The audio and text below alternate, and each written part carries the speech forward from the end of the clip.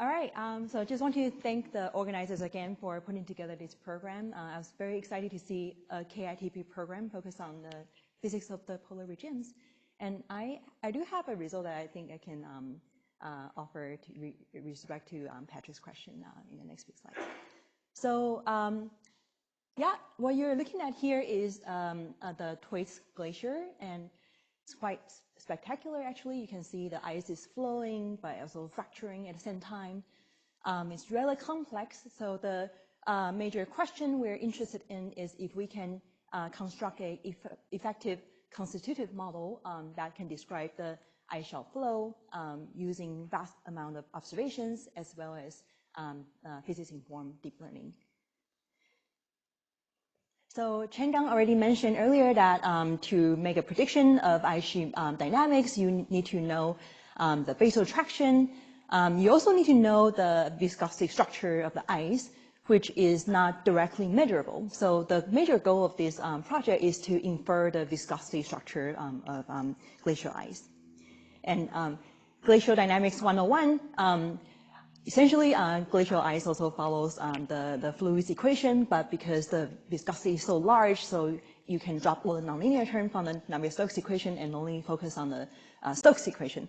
And one nice thing about ice is that the horizontal extent is much larger than the thickness, so you can effectively depth integrate the momentum equation, the Stokes equation, and arrive at a rather simple set of partial differential equation called the Shallow-Shelf approximation that describes the dynamics of ice shelves.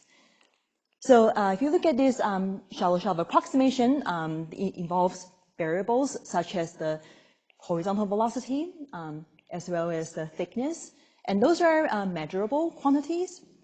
However, it involves the effective viscosity, and effective viscosity is a variable that we can never really measure at the continental scale.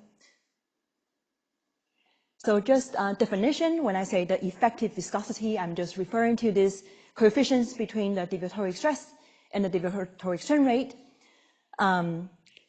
If you have a Newtonian fluid, the effective viscosity is just constant. So I'm always jealous of my colleagues working on atmosphere and ocean because you can just say it's a constant. For ice, it's actually a headache.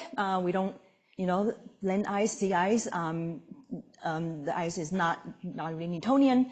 In typical ice sheet model, you have to assume a stress-strain rate relationship in order to close the model, such that you can solve it in forward model. And what's being assumed usually is this the Glen's-4 law, which assumes that the strain rate and the stress obeys a power law relationship. I should mention that this is just a model, right? It has not really been systematically tested on large-scale observations. But if you make this assumption, you're effectively saying that the effective viscosity depends on the strain rate as a power law as well.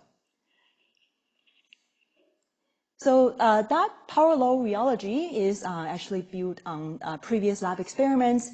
Here, Glenn, he did this experiment in the 50s, showing that the strain rate approximately increased with stress in a laboratory setting as a power law.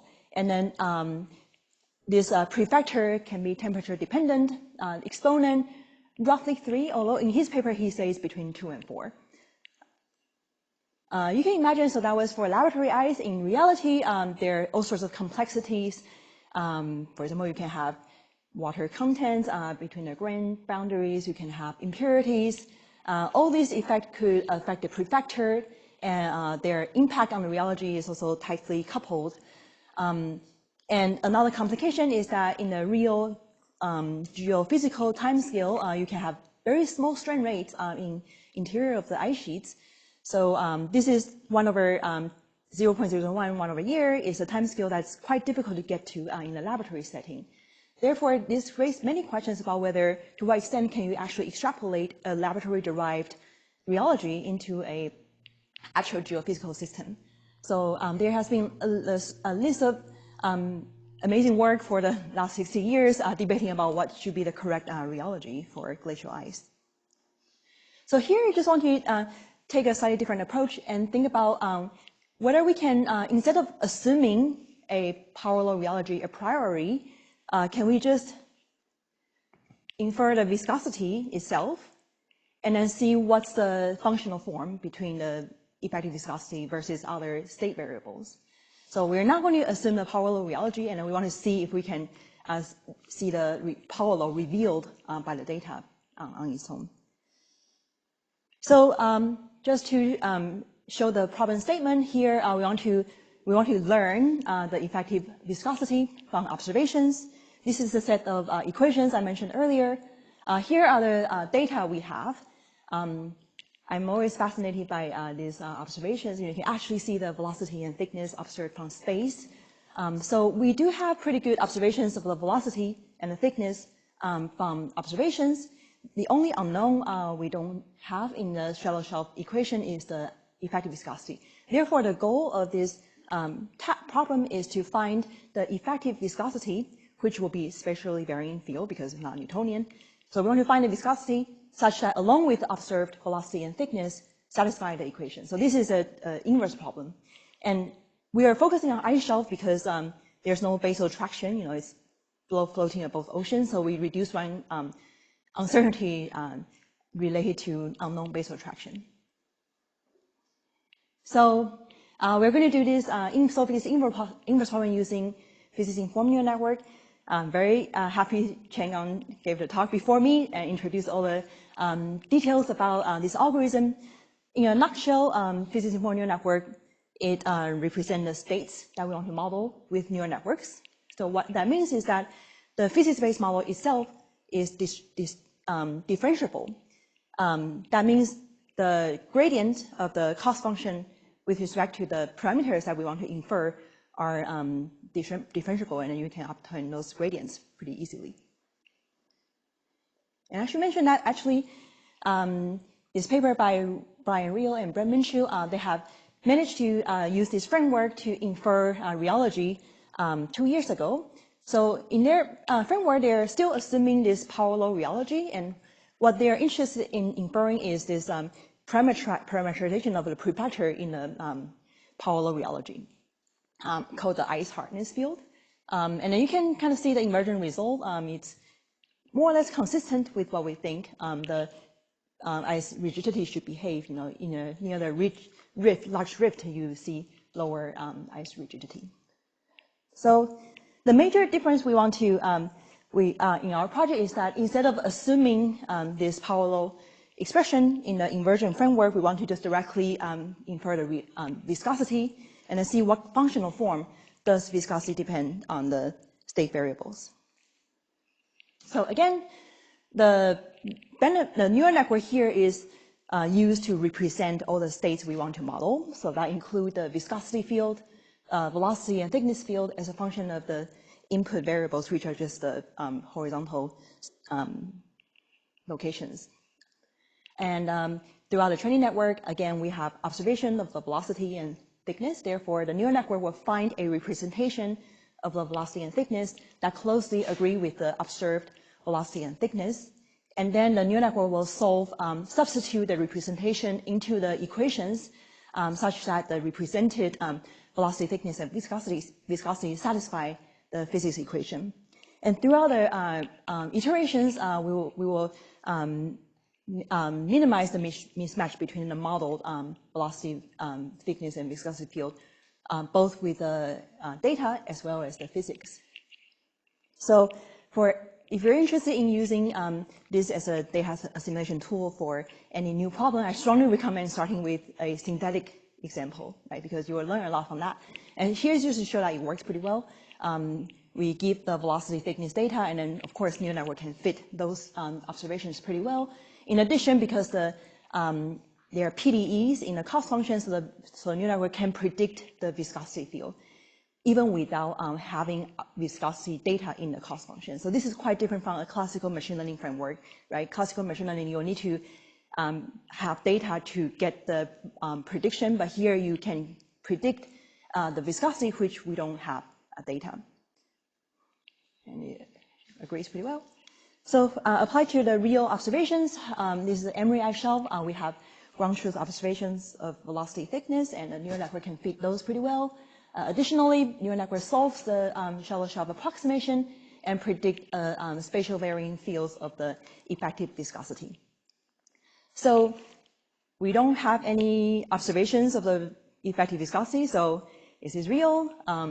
Well, the best we can do is to substitute this back into the equation and then see how well the viscosity satisfies the PDEs. So that's what you can do. Once you get the prediction, you put it back to the equation, and the equation residue will be 0 if everything strictly satisfies the physics. It's never 0, by the way. Even in classical framework, it's like small but not 0. In this case, the equation residue is about 2 orders of magnitude smaller than the individual terms in the equation. So the inversion uncertainty are pretty small and can be quantified. So now with the viscosity, we can do many things. We can test our hypothesis, whether the power law rheology is valid. Again, you can get the, so we want to see the stress and strain rate relationships. Strain rate can be directly obtained from velocity. Stress, if you have the effective viscosity, you can, by definition, get the effective strain rate, effective stress field. So we are going to look at the relationship between the stress and strain rate. And this is the Emery ice shelf. We are going to first look at the stress and strain rate along a flow line. So just to give you some context, in the upstream region, there is the ice is under compression. In the downstream is under extension. In the upstream region, if we look at the strain rate and stress, again, strain rate is just directly from the velocity observation. Stress is a result of the inversion. So we can kind of see a power law relationship. However, the exponent is closer to 1, and I will talk more about that later. And then you can do sensitivity study, look at the flow line in adjacent area, and then we always see in this area that the exponent, best fit exponent is around 1. And this is something that got me very nervous when I first saw the results. So if we move downstream, we did not see a clean power law at all. And if we, if we do this many times, so going from upstream and downstream, we can, you can initialize the neural network with different different weights, and then look at the sensitivity of the result on the numerical details. We always see this transition from a power law rheology in the upstream compression zone to a almost plastic like rheology in the extension zone. So you really look like this. Because of that result, we thought maybe compression zones are simpler. So we focused on we're doing the same thing in many other compressive regions on ice shelves. So the compressive regions are shown by the blue areas on these different ice shelves.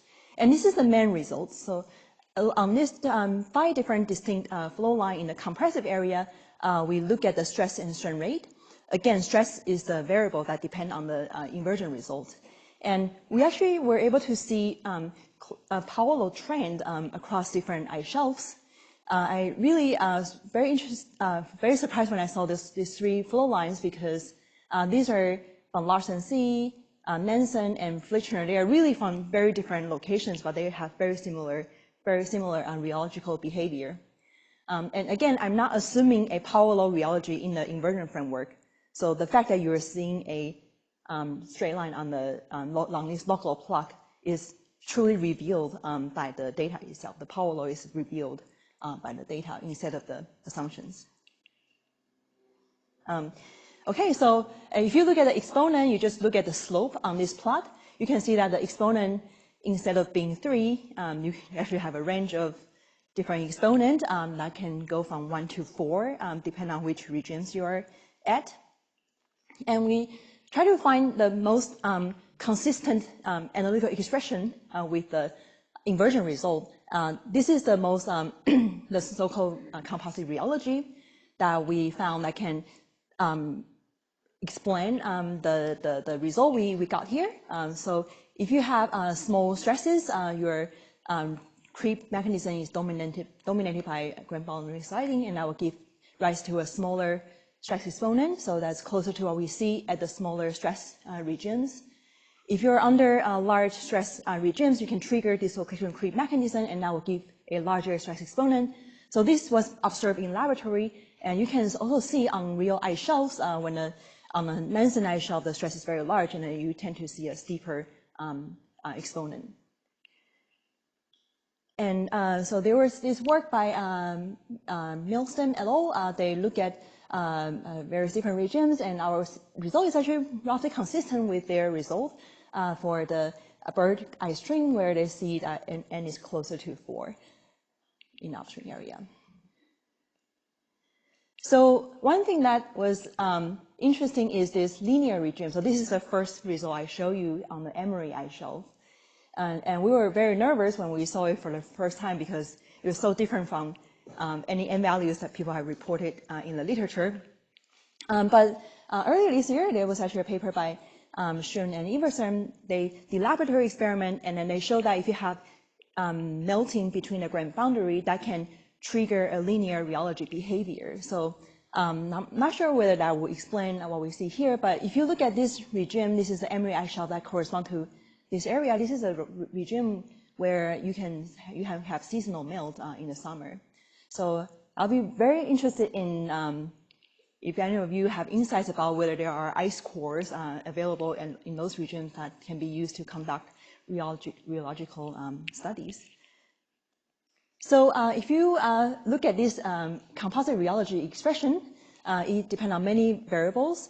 These Q and A's are variables that are available from experiments. Temperature can be obtained from climate model, and stress, we have it in our inversion study. Strain rate available from observations. Really, the only unknown is the grain size. So that's like the value we could fit to our inversion result. And you can ask the question, does the best fit of the grain size make sense?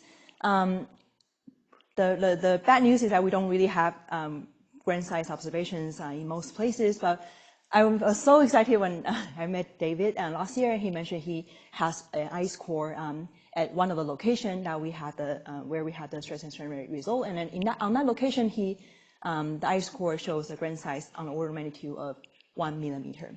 So it's not too far from what's needed to make this model agree with the observations. So a question I often get from people is why, who cares about n?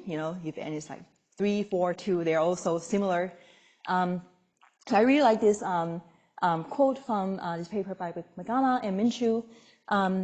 Basically, they show that if you think about the classical marine ice sheet instability picture like this, you can fundamentally change the behavior of the stable grounding line just by changing ends. So, for example, this orange line is the typical stability of grounding line in the MISTI framework. Instead of having 2 stable grounding line position and 1 unstable grounding line position, you can easily collapse that into 1 stable grounding line position. So you can remove the instability by playing around with the rheology parameter. And I should mention that Olga has many insightful papers on how the marine ice sheet instability would change fundamentally if you consider realistic bed topography with some high frequency topography features. If I remember correctly, even with the consideration of the high frequency feature, the rheology parameter still plays a role on the stability. So I do think that the rheology is still important when you think about the stability of the grounding line. And this is also another paper that directly conduct a numerical experiment, show that if you, by Benji and Matthew, and they show that if you change the exponent just from 3 to 4, right, just a little bit change, you can induce 30% greater ice loss in 100 years, and even more in 300 years. So I think there's a lot of room to develop a deeper understanding of how the rheology parameter would affect ice loss in the long term. Oops. Okay, so my favorite topic here is the viscosity isotropic. So that is the assumption that has been made in the equations in the cost function. So here, just another example of the effective viscosity inferred using the framework. And this is the equation. One assumption made in the equation is the isotropic viscosity. So I mentioned earlier, we don't have ground truth to compare with the viscosity, but you can put it back into the equation to look at the PDE residual. So the PDE residuals are generally 2 orders of magnitudes smaller than the individual terms in the equations. However, in this case, we were puzzled why there are like local location where the PD residual cannot be further penalized. And we try many things. We've been working on this for 4 years when we got this result. It turns out after systematic testing, I'm convinced that this is a signature that reflect a conflict between the observations and the PDEs that we impose in the cost function. So if we dropped the assumption of isotropic equation and then use a anisotropic effective viscosity, we can very easily reduce the equation residue everywhere. So you might wonder, why do we see effective viscosity vary spatially? And I really like this picture that shows the so-called suture zone. So suture zone is this area where you can have island that split the ice into 2 pieces, and then it flows and merge together as they flow behind the island. And there could be marine ice that freeze over at the suture zone. Therefore, the property at the suture zone is expected to be very different from the region outside the suture zone. And suture zone has actually been previously mapped. So this is a paper by Li et al. The white lines are various different suture zones. And again, because at suture zone there are marine ice, so we expect the viscosity to be smaller at the along the suture zone. And this compares, we want to compare the suture zone with our viscosity inversion to see if we can explain the pattern. So again, the black dashed line are the previously mapped suture zone in other papers. The greenish area reflects lower viscosity. You actually cannot really see any correlation here if you use a isotropic viscosity inversion. However, so this is isotropic. If we switch to the anisotropic inversion, you can see a alignment between the previously mapped suture zone and the location where we have low viscosity regions. It's not perfectly one-to-one, but you can see better consistency when an isotropic viscosity is used. This is just to show the same exercise for other ice shelf, the Larsen C, Emery, and the Ross ice shelves. So you can see the location, the block line or previously mapped suture zone roughly are consistent with the location where we have low viscosity. So I should mention that suture zones are important because there are observations that big rifts can terminate at the suture zone because you have the stress cannot really concentrate in these soft suture zone regions. Therefore, if we want to precisely predict the propagation and arrestment, I think it's important to represent the suture zone in the viscosity parameter in an ice model. Okay, so lastly, just to show that thank you, yeah, 5 minutes left. You're close to lunch. Well, so the viscosity pattern that we see is not just a copy of the data itself, right? The strain rate and thickness doesn't have the pattern of the viscosity we see. So it's really a result of the equations that was put into the cost function. And you can, just to echo Chengang's point, right? One thing that's very nice is that engineering-wise, it's very easy to ingest different forms of incomplete observations. So we can have like map3 thickness and ISAT2 derived thickness ingested in the model. So the model would just do a physics-informed interpolation to model the thickness while predict the viscosity at the same time. You can also do this in a transient manner. You can ingest the thickness at different times, different decades, and then see how the inferred parameter evolve with time. That's something you can do very easily with a framework. So what have we learned? We see that in compression zones, generally, the most consistent rheology model we found in the literature is the so-called composite rheology that involve a stress exponent that can vary with stress. And in extensional zone, we see that an isotropic viscosity can capture the soft suture zones. So we still do not know the physical basis for that give rise to the anisotropic viscosity behavior. one hypothesis is that in this extensional zone, you have very many big basal crevasses. So maybe that's a source of anisotropy. I'd be interested in chat more about that if you have some ideas. Okay, so for future work, I'm interested in understanding how the rheological behavior in the extensional zone could interact with existing crevasses, and that can give rise to potentially the anisotropy we observed. And very interested in how, if we present social zones in the viscosity parameter, how that affect the rifting simulations. And I'm also interested in talking about comparison with classical inverse method like the adjoint methods.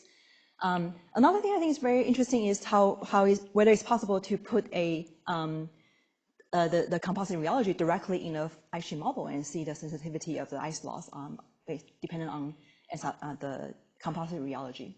I should mention that because there was this earlier question about the interplay between classical numerics versus these AI-based methods.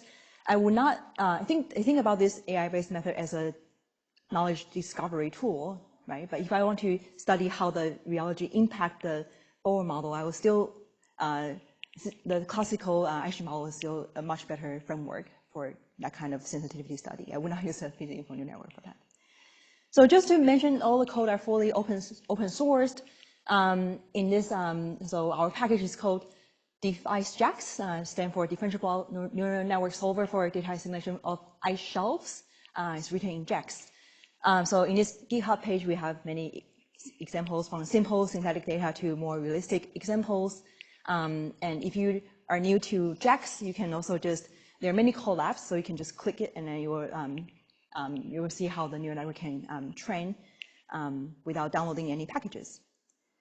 In fact, earlier this week, I was at this glaciology in machine learning summer school. So I was teaching the students how to train a physics-informed neural networks.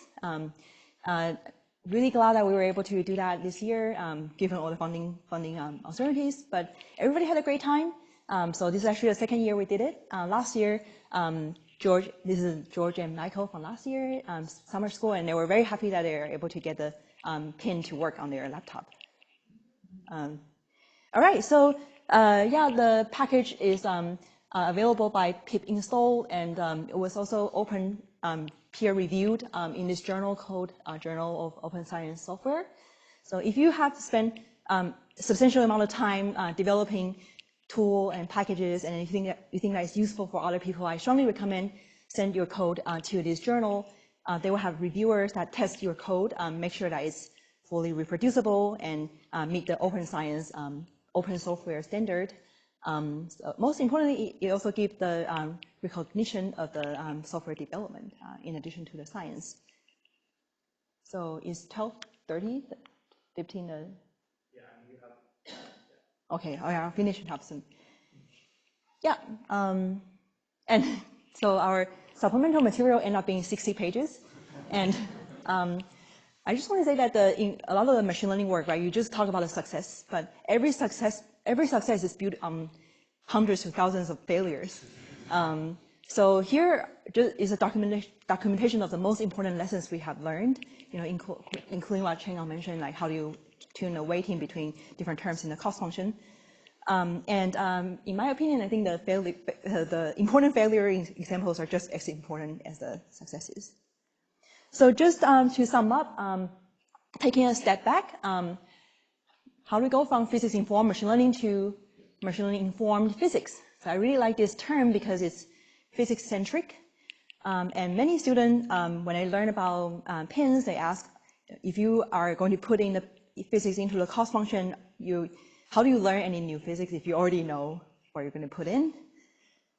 And so take a step back. I think the most important step when we design the project is that we distinguish the physics that are built on first principles from the physics that are more empirical. So for example, the momentum balance is building on first principle we believe is correct. So we keep that in the cost function. But the viscosity model is, is more empirical. So we make that something that we want to learn through data assimilation using observations. So if we assume the power law rheology, directly, if we put a power rheology directly in the cost function, I don't think we would be able to extract the same amount of knowledge from the observations. And I should say that I think there's a lot out there to be learned. For example, I think Envision similar framework can be used to understand sea ice rheology. Be very happy to talk about it if you're interested. With that, I want to really acknowledge my postdoc, Yang Wang. He has done a phenomenal job leading this project in the past 4 years. And Charlie, you know, are my students who contribute substantially to the software development. Okay, I'll stop here, and thank you. All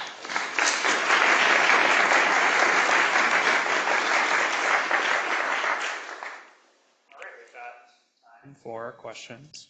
Justin, thanks for the great talk.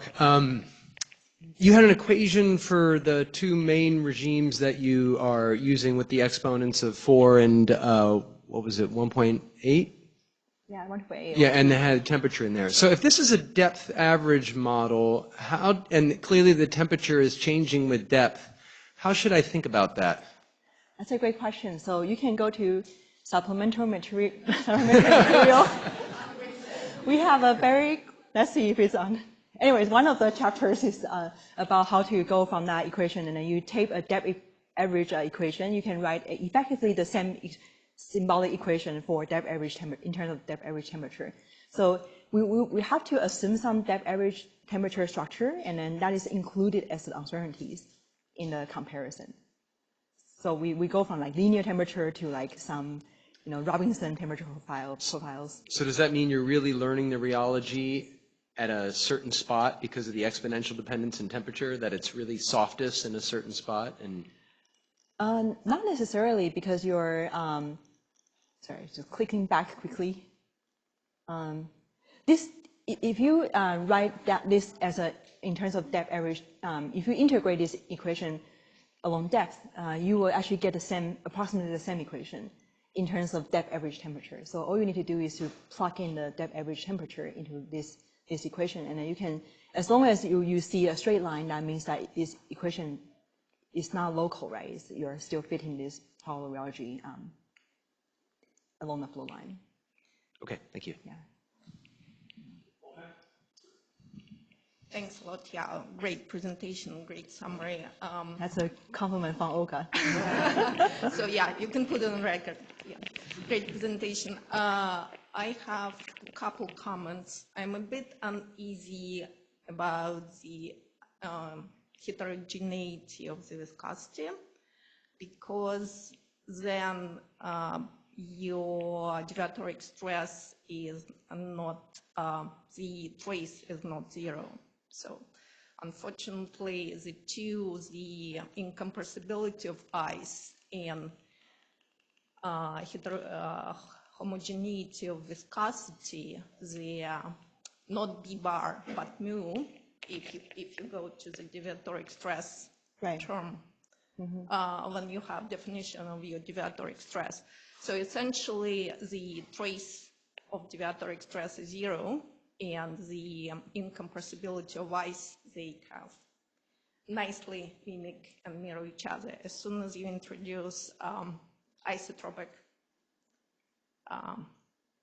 non-isotropic viscosity, then either you have a compressible ice, or you change the definition of your deviatoric stress. So you're referring to the anisotropic viscosity. Correct.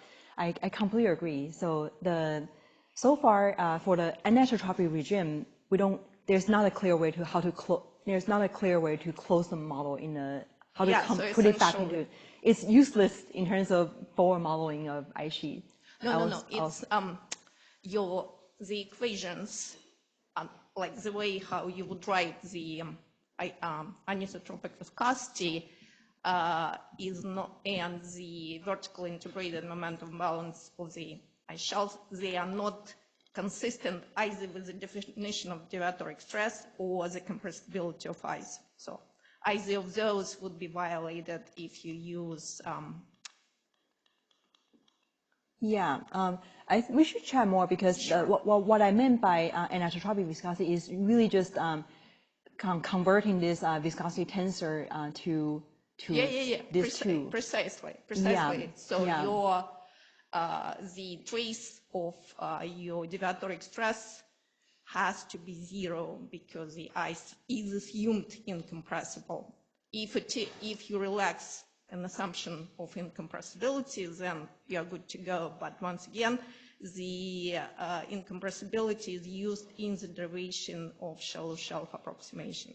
So yes, we can chat more, but essentially one has to go back to the Stokes, three-dimensional Stokes equations, and if you want to do what you are doing here, then one has to redo it from quote-unquote scratch. Yeah, let's chat more, because my understanding is that this, there's no, we don't have to assume incompressibility when we write it down. Already in order to arrive to these equations, one has to use incompressibility condition.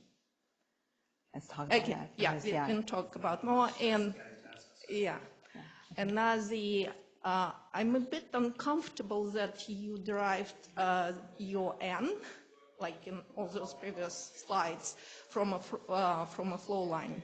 I mean, what was the rationale? I would think you can compute your viscosity at a given point, and it's like as a map, and do exactly the same exercise rather than like referring or going through the whole exercise of computing along the flow line and converting strain rates along the flow line as the flow line kind of moves and everything. It's a bit non-trivial exercise, and doing it in kind of just a plan view, so exactly the same relationship, and that's about it. So that's a good question, because actually the first thing we try is to directly look at the entire region, and what you see is just you see a cloud instead of precisely the point. It's like it's a cloud. But hold on. So the reason I think it's important to look at rheology along the flow line is because the ice their like history the rheology depends on some parameters as history dependent, right? So you make sense that. Nevertheless, the fact, I mean, converting from a diverging and converging flow, that's what essentially happens in the, like on ice shelves, ice starts to kind of spread out, and then it has to go, say, around an ice rise and everything. The regimes of that flow, they are not easily collapsible on the flow line. Absolutely, absolutely. Yeah, so I should mention that we are really looking there are not many regions we hear power laws. So there are regions where we cannot simply draw a flow line and then say there's a power law. So but I think there for example, you can imagine even this flow line, adjacent flow line, they can have different rheology. So it's quite complex, and then I think along the flow line is the simplest possible regime. It's simplest in terms of trying to conceptualize, but when you start looking in the actual flow of the ice shelf, because if you resolve to flow lines, that means you cannot represent this divergent and convergent Absolutely, flow, totally. which completely changes like the picture. So like your ice can be essentially diverging. So it's, in that regard, another possibility could be just look at the standard like solid physics analysis, like principal components, and that's what people have done, I don't know, for hundreds of years. You just compute your principal component, strain rates and stresses, and look at that. But as I said, on record, fantastic presentation. All right, thank you. But I should add that if you just look at one regime, you almost certainly would not get a power law, because we have tried that as somewhere in the supplemental material as well. Maybe I could just make a comment and I'll bring the microphone to you, which is I think one thing that could be interesting with regards to Olga's first question is that it could be that you are violating incompressibility. And in fact, the fact that you find the anisotropy matters the most in the extensional areas is intriguing, right? Because once you start producing fractures, right, which obviously violate incompressibility, then now if there's a way to sort of diagnose the extent to which, you know, incompressibility is violated, you know, in your solutions. And then, you know, you can make an estimate, let's say, of how much excess volume essentially you have, like in a given element or in a given, you know, control volume or something like that. And then see whether basically that makes physical sense given the fact that we know that fractures are occurring, and obviously you've done work in the past to sort of estimate where fractures are in these ice shelves. Right. It could lead to another sort of interesting scientific question. Absolutely. Regarding that point, I think to check if the incompressibility is satisfied, we need to have a good temporal time-dependent thickness, right? We need to see whether the thinning, because all we have is like horizontal velocity, and we're missing like the vertical, the thinning. Exactly. I mean, if there's good enough. I've been producing, I don't know, for decades, the HDT, it's your vertical component, so you can convert from the mass conservation, mass balance. So the vertical component can be kind of inferred and reconstructed. Again, it is, I appreciate, again, I don't want to take like you guys keeping from lunch and everything. I have like many hours details, but essentially it is the kind of compromise trying to keep those equations simple, because they are extremely simple, and like the vertical integrated momentum balance of ice flow, of the ice shelf specifically flow. So if you want to consider all those complications, one has to go back to the what's called full Stokes set of equations and start from there. Trying to kind of do very simplified stuff and then putting extra bells and whistles, it's, in my view. I think it's a great idea to directly look at anisotropies from Stokes equation instead of the depth average shallow shelf. All right, last question. This is also about the rheology, the two different rheology. If I understood correctly, you allow for a different viscosity in X versus Y, Right. or is it relative to the orientation of the ice flow? So that's a great question. I should emphasize that I don't think the anisotropic viscosity model here is 100% correct. It's just more consistent with the data compared with the isotropic model. So we have to make a random choice here because just clicking. Essentially, this is the original definition of the viscosity, right? So you assume your different strain rate and stress tensor, you use the single scalar viscosity to connect the different component of stress and strain rate. And the full anisotropic, you have many different terms, right? And then this is Eopos. You cannot possibly solve for 16 different variables. So in order to make the problem solvable, we only have two equations here, so we have to reduce the unknown down to two. So we have to make a ad hoc choice which two components we are going to allow to infer. And then we try different combinations. We try to make the two variables between normal versus shear, and here we do the horizontal versus vertical. The normal versus shear, also in another chapter in the supplemental material, it doesn't create better consistency with observation, and this is the combination that's most consistent with the observations we have. But I wouldn't say this is like I wouldn't treat it as the ground truth model. It's just. So you still only have one horizontal. That's right. That's right. These three has share the same value, and that's a strong assumption. And with this assumption, the suture zone was we were able to infer suture zone, but I would not say there's no good reason for this choice, other than the fact that you could have horizontal fractures, vertical fractures that could cause horizontal and vertical viscosity to be different. Thanks, Yao. All right. Thank you.